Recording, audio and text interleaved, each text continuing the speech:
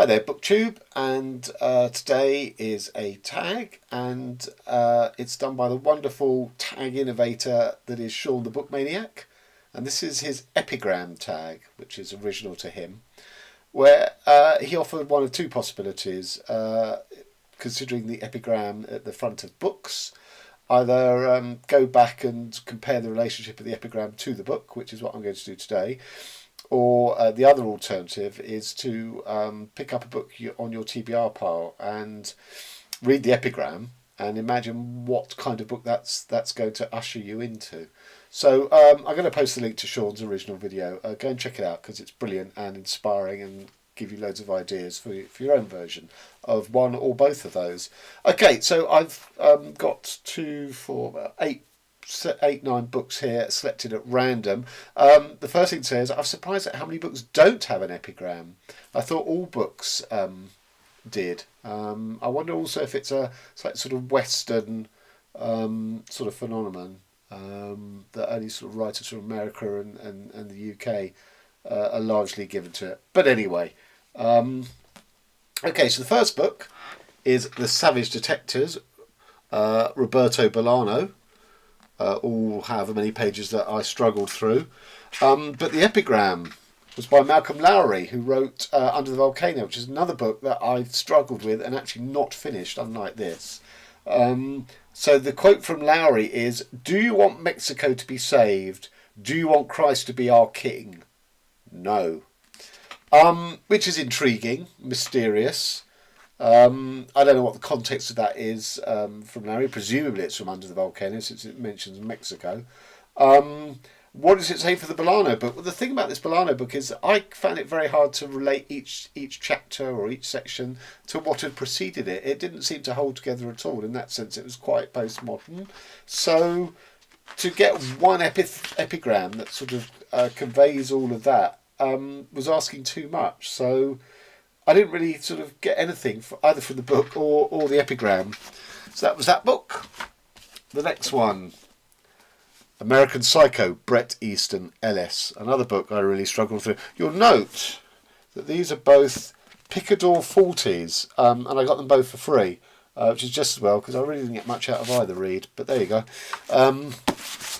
So the epigram at the start of American Psycho is not "this is a work of fiction, all the characters, incidents and dialogue, except for incidental references to public figures, products or services, are imaginary." No, they're not, Brett, you lived it. Or it's in your fantasy life anyway. Okay, so there are 3 epigrams in American Psycho. One is from Dostoevsky, Notes from the Underground. One is from Miss Manners by Judith Martin, which I must admit I've never heard of. And the third is a lyric from Talking Heads. And as things fell apart, nobody paid much attention.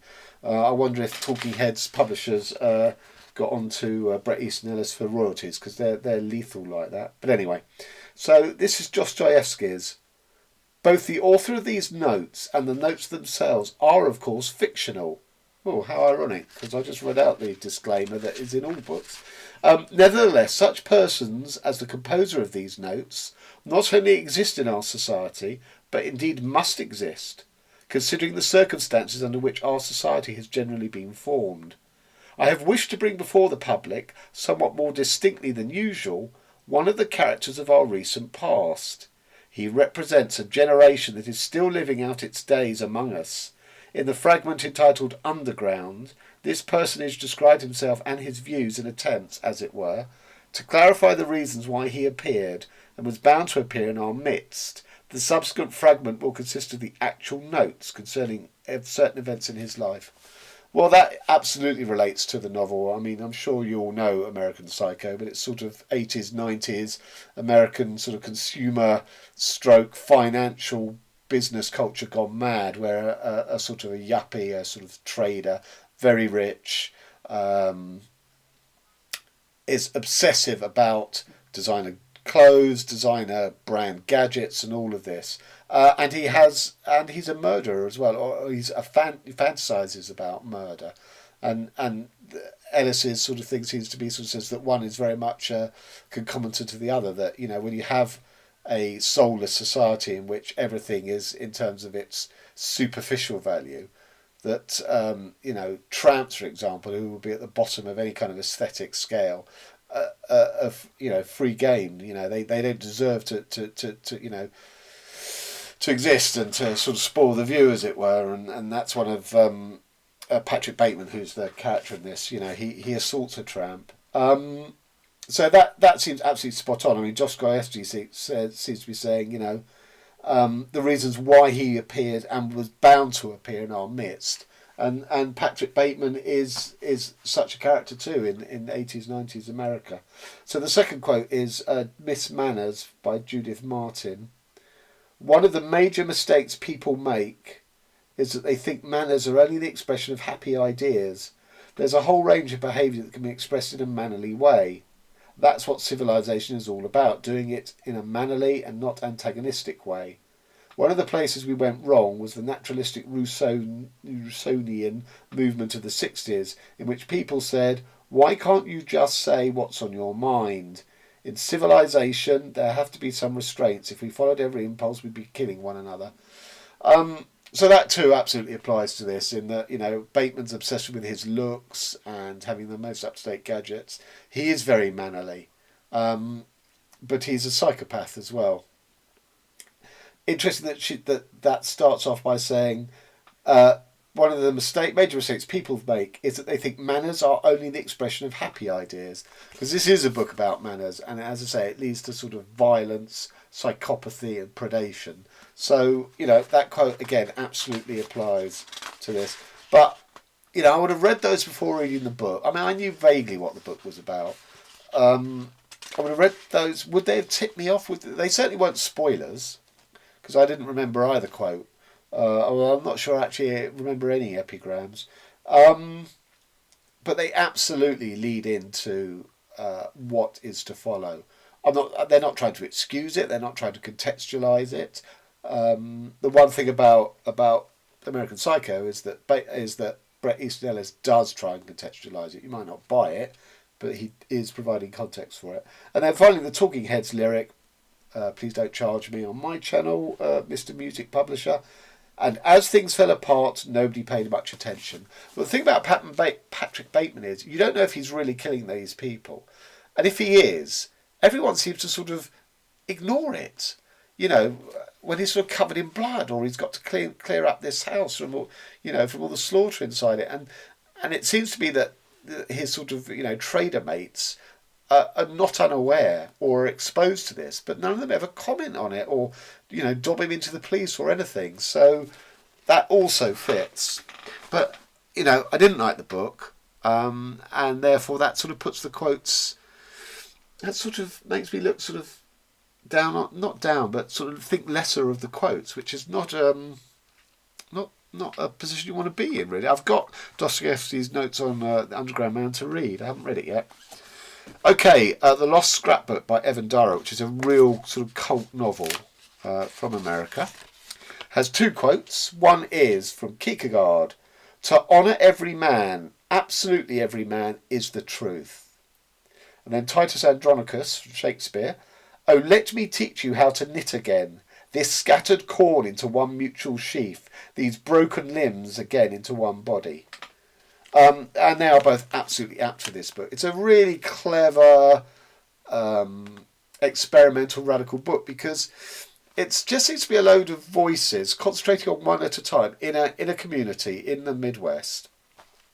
And sometimes it will move from one voice to a completely different one within the same paragraphs. You don't even necessarily catch that it's transitioned to somebody else. And you think, well, what, apart from an overview of a community and sort of their, what as individuals, what sort of what they're obsessed with, what moves them, what matters to them. It's kind of hard to think, well, where's this going? What links all this up, apart from that they all live in the same place? And then you realise, as it sort of gets towards the end, that this is an environmental and ecological book, and that community is under threat from pollution.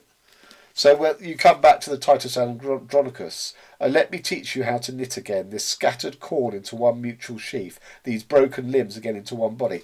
The earth, the landscape, the place where these people live, is broken, and the people come together trying to make things right and sort of re-inhabit their landscape and make it healthy again.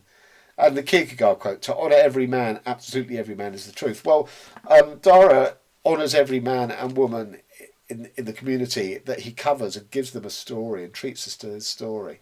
But it's only when they come together that the book makes sense, and that they're offered a chance of regaining control over their lost habitat and their lost community, because they've all sort of been sundered and atomised by their own sort of selfish perceptions and needs and obsessions. But they have to come together to sort of defend it against the sort of the pollution that's happening. It's a great book. What do we got? Room, Emma Donoghue. Well, I'm sure you all know what Room's about. And the quote is quite apposite, I seem to remember. Which I now can't find brilliantly. Oh, that's because it's on the left-hand page, not the right-hand. So this is from somebody called Simonides, who lived around 556 to 468 BCE. And this piece is from presumably a longer piece called the Danae. My child, such trouble I have, and you sleep, your heart is placid. You dream in the joyless wood, in the night nailed in bronze, in the blue dark you lie still and shine. But again, obviously that's completely irrelevant. You know, this is a story about a mother trying to protect her child from the terrible circumstances in which he is born and starting to grow up in, which is being held hostage by a sex abuser, not of the child, but of the mother. And she creates this whole world trying to protect him, so that everything that they do, everything they inhabit, she sort of tries to make a magical world that does not accord with reality, so that he's spared the horror. So, my child, such trouble I have, and you sleep, your heart is placid, because the kid is innocent. The kid remains relatively innocent because of the mother's protection. She can't sleep, of course, because she's being assaulted every night. But while it's entirely apposite to the book, it's a bit uninspiring, really, I felt. Okay, what do we got next? Notes for an Exhibition by Patrick Gayle, which is a study in schizophrenia, fictional, I ought to say, about an artist. And there's two quotes from Anne Sexton, who did suffer from mental illness and in the end committed suicide. The first one is from a poem called Live. If I'm on fire, they dance around it and cook marshmallows. And if I'm ice, they simply skate on me in little ballet costumes. Which I think is brilliant. And this is from The Addict. Then I lie on my altar, elevated by the 8 chemical kisses. What a lay me down this is, with 2 pink, 2 orange, 2 green, 2 white good nights. Again, brilliant. And the thing is, now coming back to them, I'd rather read this, the Anne Sexton poems that these came from, than this Patrick Gayle book, which I thought was really disappointing. It's about an artist who struggles with mental illness, with schizophrenia, and her family, who sort of get on with their own lives. Sometimes they support her, sometimes they don't. But she always has to still support them, whatever, her mental state is. So that I'm on fire, they dance around it and cook marshmallows. And if I'm ice, they simply skate on me in little ballet costumes. So it's almost as though they're oblivious to the, in Anne Sexton's thing, they're oblivious to her mental state. The children still want their needs, but they reverse it. So when she's on fire, they toast marshmallows on it, and when she's on ice, she's freezing frozen, they put on little ballerina costumes and dance on her as if she's an ice skater. So they were brilliant epithets, and entirely relevant, but far superior.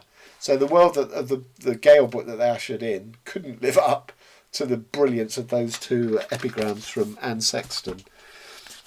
Right, The History of History, a novel of Berlin by Ida Hattmer-Higgins, which is fiction. I've done a dedicated, in fact, the first ever BookTube video I uploaded, although to be fair, I didn't know there was such thing as BookTube when I did it. But the first book review video I did was on this book, and I really like it. So I was intrigued to go back and see what its epigrams were, and it's one by Walter Benjamin, and it is, I think, rewarding. The coming awakening stands like the Greek's wooden horse in the Troy of Dream. The coming awakening stands like the Greek's wooden horse in the Troy of Dream. So it sort of sets up what this book is, which is all about reality and appearance and fantasy and illusion, because it is set in the post-war Berlin, so all the ghosts of Nazism and the persecution of the Jews. That's what the book's about. the relationship of the Trojan in that epigram, the Trojan horse, which was a thing of aspiration for the Trojans. That's what they wanted more than anything, because it represented Greek subjugation and submission and leaving the battlefield. Also, they thought so. It sort of had this sort of place in their sort of dreamscape of pointing them to the top of that they'd won the war. And of course it turned out to be the exact opposite. It was a gross material thing that hid soldiers, that slaughtered the Trojans. So absolutely apposite, I feel. HHhH by Laurent Binet. Again, I have a dedicated video too. I will post the link. And the epigram is, this is an Ossip Mandelstam, the end of the novel. Once again, the writer stains the tree of history with his thoughts, but it is not for us to find the trick that would enable us to put the animal back in its carrying cage. So that's kind of not nonsensical. There is a meaning to it. It's slightly opaque, I think. Once again, the writer stains the tree of history with his thoughts, but it is not for us to find the trick that would enable us to put the animal back in its carrying cage. So this is a book about history, making history, writing history, and how we define history is basically by historians making it for us, and it's very critical of that process of making history. I mean, it really questions that and does so brilliantly. So the first part of this epigram, once again, the writer stains the tree of history with his thoughts. So who is any writer, or particularly who is any historian, to say what history is that we all go on and study, or we all take as our truth, or we all take as our roots and our identity. So that absolutely makes sense. It's this second part I'm slightly curious as, but it is not for us to find the trick that would enable us to put the animal back in its carrying cage. It almost seems like a non sequitur, although it isn't. To me, it does hint at what the techniques that Binet uses in this book to basically denigrate history and the production of history. Put the animal back in its carrying cage. So I can't get into it more than that. It makes sense to me because I've read the book. Reading that before I read the book, I would imagine it would have made no sense at all. So if you've read the book, let me know if you think that makes sense. If you haven't, go watch my video, which expands long and hard about the production of history, because my degree was in history, so I have very strong feelings that accord with Binet's. And then maybe that will make sense to you as well. So there's a slightly opaque one, that I think. And two more. Manhattan Beach, Jennifer Egan, which got nominated for the Women's Prize, but didn't make it onto the shortlist. And this is a quote from Herman Melville's Moby Dick. Yes, as everyone knows, meditation and water are wedded forever. So I've not read Moby Dick, but the white whale, it's Captain Ahab's quest, his sort of chimera, his mythical animal that he's after, and that absolutely applied to this, as does the water element, because this is a book about a young woman in wartime New York, who is in the munitions factory making armaments, but what she really wants to do is become a recovery diver for the US Navy. And that is really, it's not even tilting at the glass ceiling. There are no women divers in the US Navy. And she keeps pushing and keeps pushing and keeps fighting and keeps coming up with solutions to every barrier they put in their way. So in a way, her desire to become an underwater diver, to go into the water, is her white whale. And I don't think it's a spoiler, she achieves it. So, and it is in water, so that is absolutely apposite. And finally, having said I didn't think it was outside of the West, here's Mikhail Bulgakov of Russia, The Master and Margarita, which is a brilliant read if you've never read it, who does have an epigram. It's from Goethe, Faust. Who are you then? I am part of that power which eternally wills evil and eternally works good. Which, is brilliant from Goethe. But absolutely. This is a book about Wotan, who stands for the devil, and two of his devil sort of sidekicks, who revisit communist Moscow and wreak absolute havoc with sort of pranks and, just sort of undressing the pomposity and the sort of aloofness and arrogance of sort of Russian officials, but also certain members of the populace. And it is done with great humour. And the thing is, they are opposing communism. Bulgakov was an opponent of communism, although he sort of kept it under wraps. They are undermining communism. So from their sort of acts of are they evil? Well, to some extent they are, but they're certainly pernicious acts and sort of heinous acts. But out of that comes a greater good, which is the subversion of sort of dictatorship. So that's absolutely spot on. And then there's one that I want to offer, which isn't in book form yet, but will be in a couple of months, which is the epigram that I've chosen for my next novel. So if you just bear with me for a minute. So obviously I'm not going to be able to say how this relates to the book that it leads you into, because that would be a massive spoiler. But anyway, my book is called 3 Dreams in the Key of G. And the epigram I've gone for is from Richard Dawkins, The Blind Watchmaker. Natural selection, the blind, unconscious automatic process which Darwin discovered, and which we now know is the explanation for the existence and apparently purposeful form of all life, has no purpose in mind. It has no mind, and no mind's eye. It does not plan for the future. It has no vision, no foresight, no sight at all. If it could be said to play the role of watchmaker in nature, it is the blind watchmaker. So that is the epigram for my upcoming novel. I'm going to say nothing about it. I'm just throwing it out there. If you end up reading my novel, you can come back and comment whether you feel that is useful, not useful, to all that follows from it. Okay, so thanks to Shawn The Book Maniac for yet another incredibly creative, innovative tag. And I'm going to tag Curtis Reads and Writes, Todd the Librarian, Dane Reads. I think Dane has such a sort of huge and diverse library. I think he could have a lot of fun finding some of these. And the Joycean Book Nerd. Go check out your library, dig out some epigrams at the front of books, and see if you want to make a tag about what they say about the book that follows. Thanks very much. Till next time.